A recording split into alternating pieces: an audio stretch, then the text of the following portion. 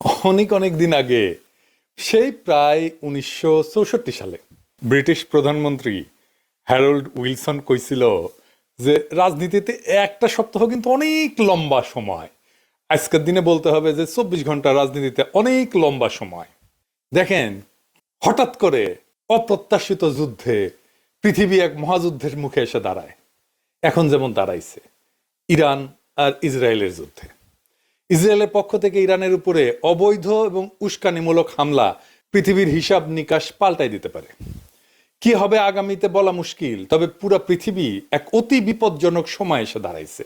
আজকে আমরা আলোচনা করব যে আসলে পশ্চিম এই যুদ্ধ থেকে কি চায়, কেন এই যুদ্ধ তৈরি হইল এবং শেষ পর্যন্ত কি হতে যাচ্ছে।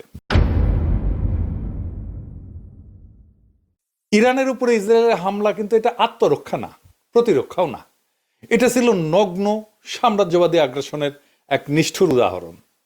এই হামলা আন্তর্জাতিক আইনের স্পষ্ট লঙ্ঘন। জাতিসংঘ সনদের 2-4 ধারা অনুযায়ী কোনো রাষ্ট্র অপর রাষ্ট্রের বিরুদ্ধে শক্তি প্রয়োগ করতে পারে না, যদি না তা আত্মরক্ষার জন্য হয়।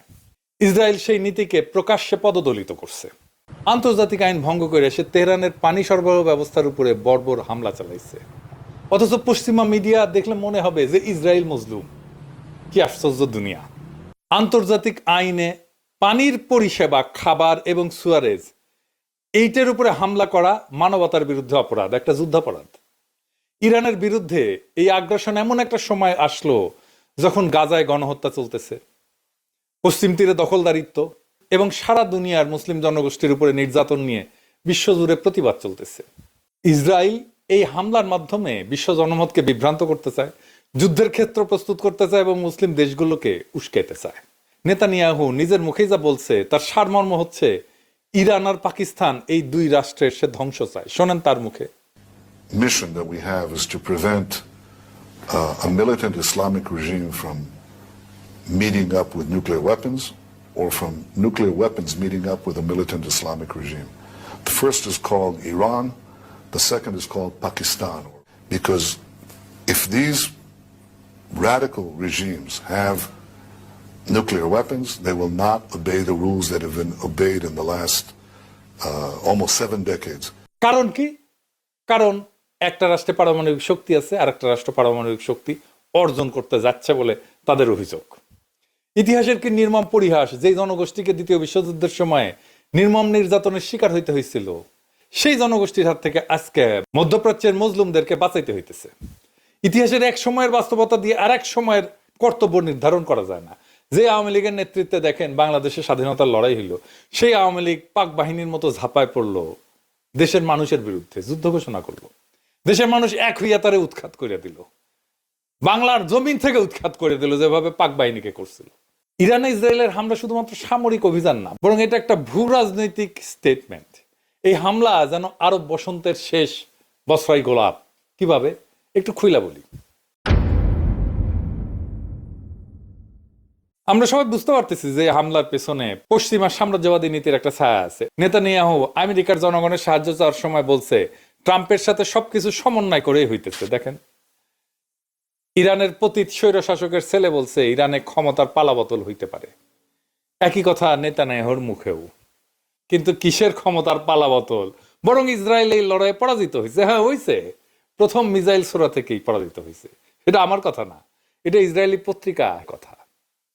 তারা বলতেছে যে ইসরায়েলের একটা স্ট্র্যাটেজিক সুবিধা ছিল, তা হচ্ছে একটা ফুল স্কেল মিলিটারি অ্যাটাকের ভয় রাখতো সে ইরানকে সব সময়।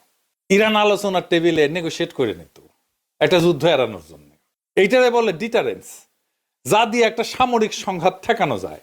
ইসরায়েলের ডিটারেন্স ছিল আমি অ্যাটাক করে শেষ করে দেবো, এটাই ছিল তার ডিটারেন্স। কিন্তু আপনি যখন এটা ইউজ করে ফেলেন আর প্রতিপক্ষকে একেবারে হুতাই দিতে না পারেন, তাইলে আপনি পরাজিত। কারণ আপনি কতখানি ড্যামেজ করতে পারেন আপনার প্রতিপক্ষের, সেটা সে জেনে যাবে। নিজের শক্তিকে সে মূল্যায়ন করতে পারবে।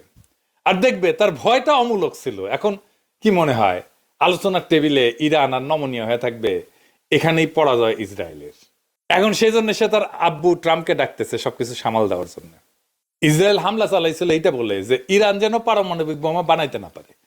ইরান যে জায়গায় আছে নিউক্লিয়ার পাওয়ার হওয়ার জন্য, তাতে তার বোমা তৈরি করতে কয়েক মাস থেকে 1 বছর টাইম লাগবে। এটাও হেরাচ্ছেরই কথা। যদি তাদের সুপ্রিম লিডার চায় যে আমরা একটা বোমা বানাবো, তো ইসরায়েল তো তার লক্ষ্যই পূরণ করতে পারলো না, বরং ইরান একটা শক্ত যুক্তি পাইয়া গেল যে পারমাণবিক নিরস্ত্রীকরণ যে চুক্তি করেছিল সেটা থেকে সে বাইর হয়ে অস্ত্র বানাইতে পারবে, বলবে যে আমার উপরে তো আক্রমণ হয়, আমার স্বাধীনতা সার্বভৌমত্ব বিপন্ন।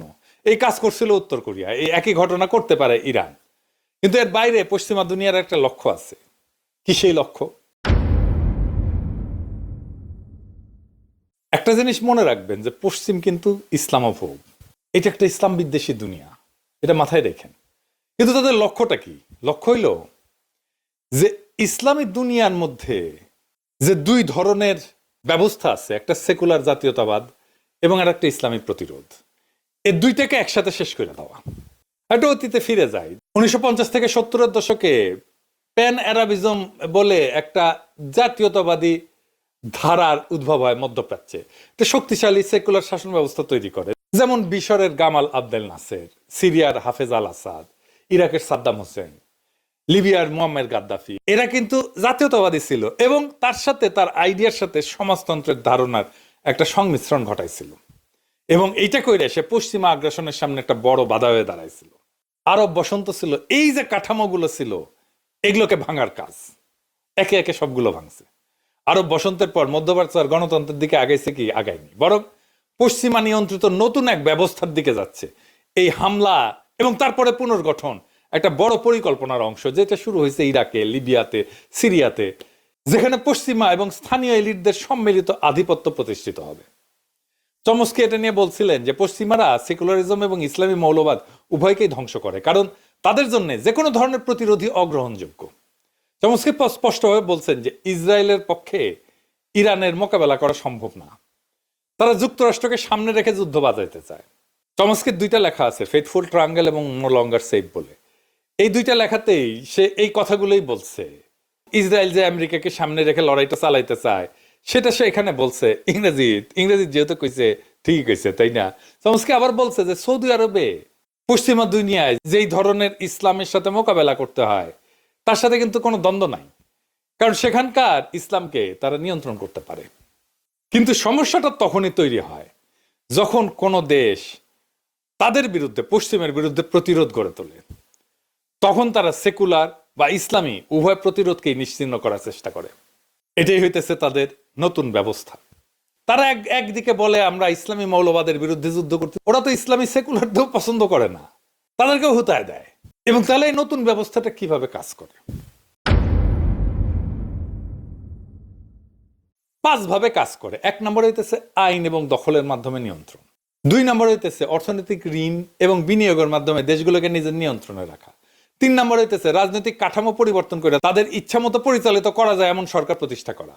4 নম্বর হচ্ছে যে মুসলিমদের জীবনকে এমন এক সংঘাতে ফেলে দেওয়া যেখানে তাদের জীবনের মূল্য নাই বললেই চলে।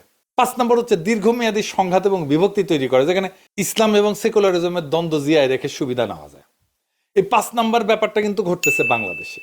এইটা নিয়ে আলাপ করতে হবে আমাদেরকে। আমি এটা নিয়ে আলাপ করব আগামী সপ্তাহগুলোতে, সবগুলো এপিসোডে আমি এই বিষয়টা নিয়ে আরো বিস্তারিত আলাপ করব। বেশ কয়েকটা আলাপ লাগবে। আজকের এই আলোচনাটা শুনে নিশ্চয়ই আপনারা বুঝতে পারতেছেন যে নিজের দেশ এবং জনগণের ভবিষ্যৎ নিয়ে ভাবার সময় আসছে, কারণ এই ব্যবস্থার যুগের সূচনা আমাদের দরজার সামনে এসে দাঁড়াইছে। ফাইনাল কোশ্চেন, যে ইসরায়েলকে এই যুদ্ধে জিতবে? এক কথায়, না, জিতবে না। তার যতই সামরিক ক্ষমতা থাকুক, আপনার লড়াইয়ের বৈধতা থাকতে হয়, আপনার যুদ্ধের বৈধতা থাকতে হয়। এই ইসরায়েলের পক্ষে তথাকথিত পলিটিশিয়ান ছাড়া কোনো মানুষ, কোনো বিবেকবান মানুষ দাঁড়াবে না, দাঁড়াচ্ছে না। শিক্ষক বলেন, কবি বলেন, বুদ্ধিজীবী বলেন, সিভিল সোসাইটি বলেন, ইন্টেলিজেন্সিয়া বলেন, কেউ না। শুধু সামরিক শক্তির উপর নির্ভর করে যুদ্ধে যেতে সম্ভব হইলে আমেরিকা তো ভিয়েতনামে হারতো না, সোভিয়েত ইউনিয়ন তো আফগানিস্তানে ধাক্কা খাইতো না, আবার সোভিয়েত ইউনিয়নের পরে আমেরিকা এসে আফগানিস্তান থেকে লেজ তুলে পালাইতো না। এমনকি ইসরায়েল আজকেও আন্তর্জাতিক নিন্দার মুখোমুখি হইতেছে। যুদ্ধের প্রকৃত বৈধতা মিসাইল, ট্যাঙ্ক আর বোমা দিয়ে নির্ধারিত হয় না। যুদ্ধের বিজয় বা পরাজয়ের বিচার বস্তুত হয়ে থাকে জনতার চেতনার ক্ষেত্রে, যেখানে জনগণ, তার বুদ্ধিজীবী শ্রেণী, ইন্টেলিজেন্সিয়া একটা গুরুত্বপূর্ণ ভূমিকা পালন করে। ফরাসি দার্শনিক মিশেল ফুকো তার ক্ষমতার আলোচনায় বলছিলেন যে ক্ষমতা কেবল অস্ত্র দিয়ে না, ক্ষমতা নির্মিত হয় জ্ঞানের মাধ্যমে, ডিসকোর্সের মাধ্যমে, বয়ানের মাধ্যমে। বয়ান তৈরির ক্ষমতাই ক্ষমতা। অর্থাৎ কে শত্রু, কেন শত্রু, শত্রুর বিরুদ্ধে যুদ্ধে যাওয়া কেন নৈতিক এবং প্রয়োজনীয়, এই সমস্ত প্রশ্নের উত্তর সমাজে তৈরি করে বুদ্ধিজীবীরা। এটাই আসল ক্ষমতার একটা নৈতিক সাংস্কৃতিক বৈধতার প্রক্রিয়া। এটাকে বলা হয় লেজিটিমাইজেশন। ইতিহাসের দিকে তাকাইলে দেখা যায় দ্বিতীয় বিশ্বযুদ্ধের সময় ফ্যাসিবাদ বিরোধী লড়াই শুধু সামরিক অভিযান যথেষ্ট ছিল না, বরং নাৎসিবাদের বিরুদ্ধে ব্যাপক বুদ্ধিবৃত্তিক এবং সাংস্কৃতিক অভিযান পরিচালিত হয়েছিল। লেখক, শিল্পী, দার্শনিকরা একজোট হয়ে বলছিলেন এই লড়াই সভ্যতার লড়াই, মানবতার লড়াই। ফলে এই যুদ্ধের নৈতিক বৈধতা তৈরি হয়েছিল এবং সেটাই শেষ পর্যন্ত পশ্চিমা শক্তির বিজয়ের মূল চালিকা শক্তি হিসেবে কাজ করছে। একইভাবে ভিয়েতনাম যুদ্ধের সময় আমেরিকার বুদ্ধিজীবীরা, এই নোয়াম চমস্কি, তারপর হাওয়ার্ড জিন, অসংখ্য দার্শনিক চিন্তাবিদ যুদ্ধের বিরুদ্ধে যে শক্তিশালী বয়ান তৈরি করছিলেন, সেটাই শেষ পর্যন্ত আমেরিকার ভিয়েতনাম নীতিকে ভেঙে ফেলতে সক্ষম হয়েছিল। আমরা হাসিনার পরাজয়ের কথাই বলি। হাসিনার পরাজয় তো একদিনে আসে নাই। হাসিনার শাসনের বৈধতাকে আমরা ক্রমাগত এটাকে ধ্বংস করছি বয়ান দিয়ে। মানুষের মনে আমাদের লড়াইয়ের নৈতিক বৈধতা তৈরি করছি। সামরিকভাবে অত্যন্ত শক্তিশালী ছিল, এখনো আছে আমেরিকা। তা সত্ত্বেও যুক্তরাষ্ট্র পরাজিত হয়েছিল ভিয়েতনামে, আফগানিস্তানে, কারণ তারা এই যুদ্ধের নৈতিক বৈধতা হারায় ফেলছিল। বর্তমান বিশ্বের দিকে তাকাইলে মধ্যপ্রাচ্য বলেন, ইউক্রেন বলেন, তাইওয়ান সংকট বলেন, ইরান ইসরায়েলের দ্বন্দ্বও বলেন, এখনকার আমরা এই একই দৃশ্য দেখব। এই যুদ্ধগুলো সামরিক শক্তির প্রতিযোগিতার চাইতে হয়ে উঠছে বুদ্ধিবৃত্তিক এবং সাংস্কৃতিক বৈধতা বা অবৈধতার সংগ্রাম। কে সঠিক, কে মানবিক, কে আগ্রাসী, কে নির্যাতিত, কে মজলুম, কে জালেম, এই সমস্ত প্রশ্নের মাধ্যমে বিশ্বব্যাপী বুদ্ধিজীবী, মিডিয়া, সাংস্কৃতিক প্রতিষ্ঠানগুলো তৈরি করে চলতেছে যুদ্ধের বৈধতার কাঠামো। ফলে যুদ্ধ এখন শুধু ভূখণ্ড বা সেনানিবাসের মধ্যে আবদ্ধ না। যুদ্ধ আজকে হয়ে উঠছে চেতনার যুদ্ধ, ওয়ার অফ কনসাসনেস। সেখানে ইন্টেলিজেন্সিয়ার আসল শক্তি। ইন্টেলিজেন্সিয়া যুদ্ধের বোধ তৈরি করে, সেই বোধ তৈরি করে নৈতিক বৈধতা এবং শেষ পর্যন্ত যুদ্ধের জয় পরাজয় নির্ধারণ করে দেয় সেই বোধ। তাই আজকের যুগে শুধুই শক্তিশালী সেনাবাহিনী থাকা যথেষ্ট না, শুধু প্রচুর যুদ্ধাস্ত্র থাকা যথেষ্ট না।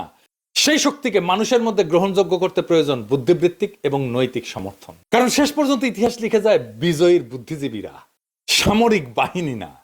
তাই আজকে ইরান ইসরায়েল যুদ্ধে যাই ঘটুক না কেন, মনে রাখবেন ইসরায়েল পরাজিত হয়েছে, পরাজিত হবে, আখেরে পরাজিত হবেই, এবং মজলুম এক সময় না এক সময় বিজয়ী হবে।